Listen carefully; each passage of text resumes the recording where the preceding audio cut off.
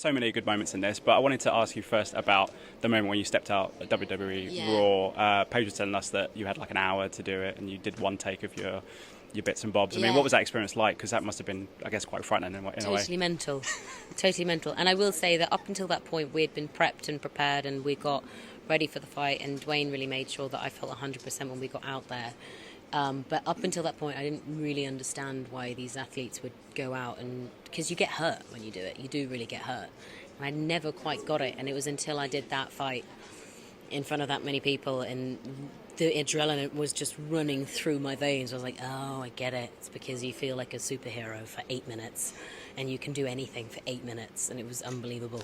It's a great thing I was saying to Jack about this raw edge in the sense that you and Jack and everyone else are doing the wrestling moves. I mean, how much training did you have to put into that? And I can imagine it was quite painful, but the rawness is there, if you like, that you guys are in there doing it.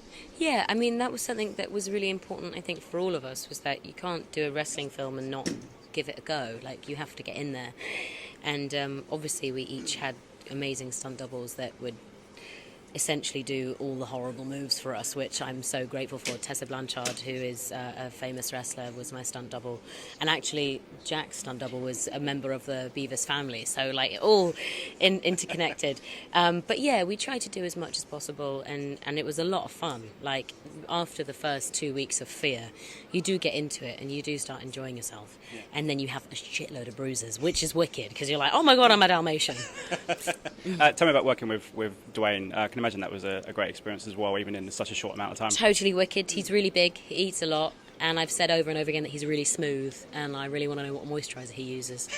But no, he's an amazing dude, and he's so gorgeous to everyone that he meets and he works with, and that was so wonderful to watch as well, that someone that big and with that level of fame is still just as humble as I think he ever was. Yeah, and just finally, I wanted to ask you about working with Ari Aster and working with Greta Gerwig. Very exciting year for you. How were those experiences? Because both very different, I can imagine. Mad.